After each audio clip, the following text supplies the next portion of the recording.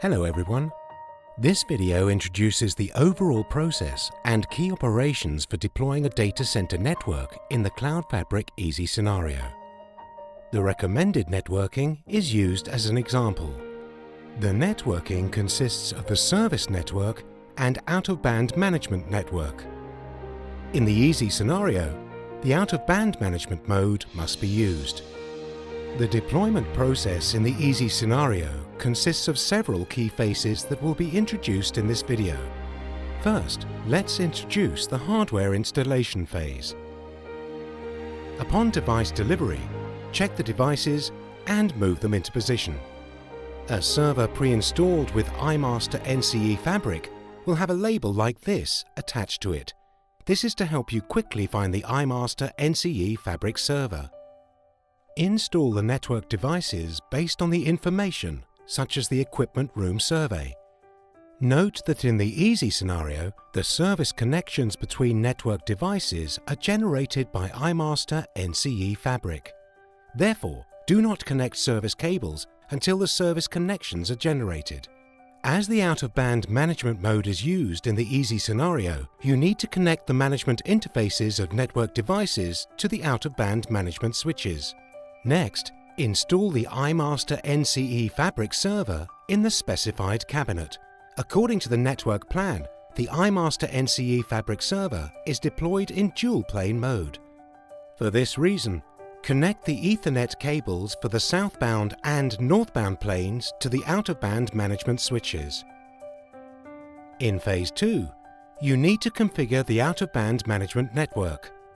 Log in to the out-of-band management switch and perform the following configurations to prepare for the automatic registration of switches on the service network. Note that the analysis platform iMaster NCE Fabric Insight is optional and is deployed on a single server. The firewall is also optional. You need to log into the firewall and manually pre-configure the underlay network. Here are some configuration commands. First, configure the device name, dedicated VPN for out-of-band management, IP address of the management interface, and basic functions such as device login information for the management switches. Then, configure the working mode of the out-of-band management switches. If two Huawei Cloud Engine switches function as the out-of-band management switches, you are advised to configure them in an MLAG. If other switches are used, configure them as required, for example, in a stack. Next, you need to create VLANs and gateways for dual-plane access of iMaster NCE Fabric. Then, complete the access configurations for the iMaster NCE Fabric server. Note that the server is often connected in active standby bonding mode. Finally, configure the management interfaces of the network devices and servers to connect to the management switches and add the interfaces connecting the management switches with the management interfaces to the southbound network plane VLAN configured in the previous step.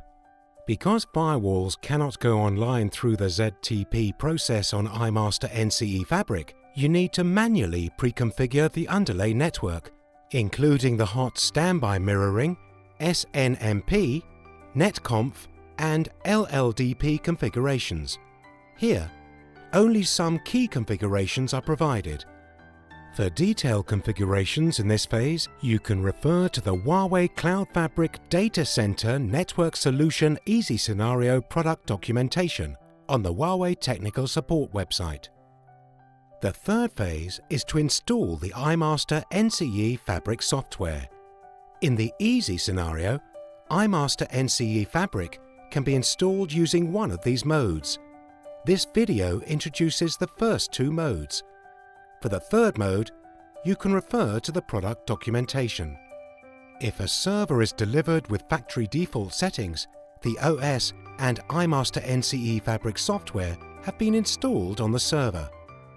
In this case, use a browser on a terminal to log into the iMaster NCE Fabric management plane through the default address. Choose Commissioning, Deployment Commissioning, and Modify Data, such as the host name and southbound and northbound network plane addresses, according to the commissioning wizard. If a server is not delivered with factory default settings, you need to install the OS and iMaster NCE Fabric software on site. Log in to the Huawei Technical Support website and download the iMaster NCE Fabric software package, Easy Suite installation package, and Euler OS software package. Log into the server, configure RAID, install the OS, and set system parameters. For details, see the product documentation. Decompress the Easy Suite installation package and start Easy Suite on the PC. Create an iMaster NCE Fabric installation task, select the installation mode, upload the software installation package, modify the parameter planning,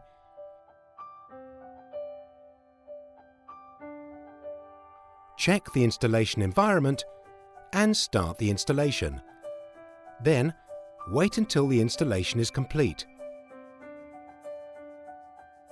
Finally, use the northbound floating IP address configured during the installation to log into the service plane of iMaster NCE Fabric and import the license file obtained from the ESDP website.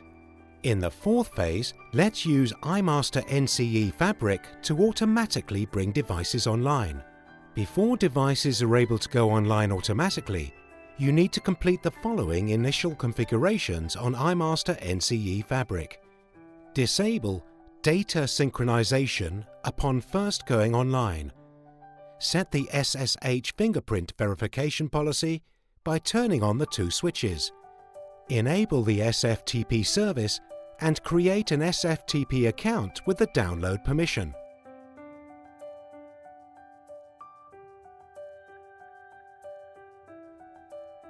Then, enter the Easy Network deployment mode. Enter the basic networking information of switches on the service network. iMaster NCE Fabric will then automatically generate the network topology and deployment solution plan. After that, you can modify and confirm the default deployment parameter settings, such as the managed switch IP address, interconnection interface between switches, interconnection address pool, and VTEP IP address based on your project requirements. iMaster NCE Fabric will then evaluate the current deployment solution. It verifies various deployment parameters and generates a configuration script for each switch. You can view the solution again and export the deployment solution details to the local host.